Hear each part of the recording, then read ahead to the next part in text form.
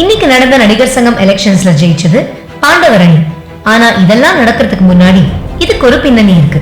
நடிகர் சங்கம் நடிகர்களால் நடிகர்களுக்காக துவக்கப்பட்ட சங்கம். 1952 எம்ஜிஆர், சிவாஜி கணேசன், எம்.ஆர். ராதா மற்றும் பலரால் ஆரம்பிக்கப்பட்டது. அப்படிப்பட்ட நடிகர் சங்கத்தில் இப்பொழுது ஒரு போராட்டமே நடக்கிறது. சரத்குமாரும் ராதா ரவியும் மாட்டிக்கிட்டாங்க அப்படின்னு ஒரு கேஸ் போட்டாரு பூச்சி முருகன் அவர்கள். அதுக்கு ஒரு கவுண்டரா சரத்குமார், நீ ஓப்பனா சொல்ற, ஆனா இன்னொரு 15 நாள்ல தொடர்ந்து இந்த ஊழல் தொடர்ந்து குற்றச்சாட்டுன்னு சொன்னாங்கன்னா Sarathkumar finally open his mouth.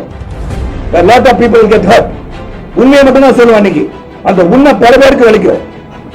என்னுடைய சீக்ரெட் பாக்ஸை திறக்க வச்சிடாதீங்க, அவ்வளவுதான் நான் சொல்லுவேன். விஷால் பிரஸ் மீட்ல 5 வருஷம் இன்கம் டாக்ஸ் ஃபைல் பண்ணலங்க, அது நான் சொல்ல. டெமாலிஷன் பிளான் இல்லாம வந்து பில்டிங் இடிச்சிட்டாங்க, அது நான் சொல்ல, ஆதாரம் இருக்கு. அதுக்கு ஆக்ரோஷமான சிம்பு, 9 மாசம் குழந்தையில இருந்து இந்த சினிமால இந்த இண்டஸ்ட்ரியில இருந்திருக்கேன்.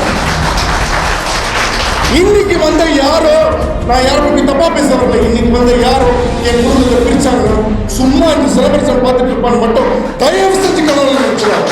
நம்ம விஜயகாந்த் சார் அவ்வளவு அவங்க கஷ்டப்பட்டு உழைச்சு இவ்வளவு தூரம் கொண்டு வந்து நிறுத்தினதை திடீர்னு நீ வந்து கேட்கிற கேள்விக்கெல்லாம் பதில் சொல்லணுமா? எப்படி சொல்லுவாங்க? இதை கேட்டா நாங்க கேட்டுக்கிட்டே இருப்போம், அவங்க யாருமே பதில் சொல்லலாம். எப்படி சொல்ல முடியும்? யார் நீ ஃபர்ஸ்ட் பதில் சொல்றதுக்கு? எல்லாமே போய் அவங்கள நம்பாதீங்க அப்படின்னு கிளியரா சொல்றாரு நாசர் அவர்கள்.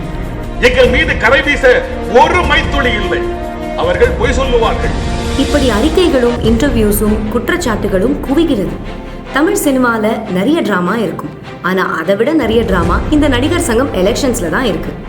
காலையிலிருந்து சுமூகமா நடந்த இந்த நடிகர் சங்கம் எலெக்ஷன்ஸ் மெதுவா மெருகேற ஆரம்பிச்சது.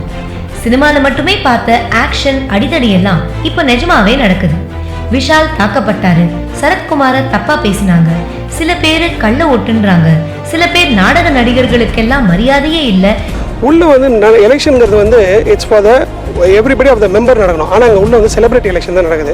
நாங்கள் போய் க்யூவில் நிற்கிறத விட்டுட்டு சைடில் வர ஸ்டார்ஸை மட்டும் உள்ளே கூட்டிகிட்டு போயிட்டு இருந்தா அப்போ க்யூவில் நிற்கலாம் மரியாதை இல்லையா? மொத்தத்தில் ஏகப்பட்ட டிராமா. இப்போ நல்லபடியா நடந்து முடிஞ்ச நடிகர் சங்கம் எலெக்ஷன்ஸ்ல ஜெயிச்ச அணி பாண்டவர் அணி.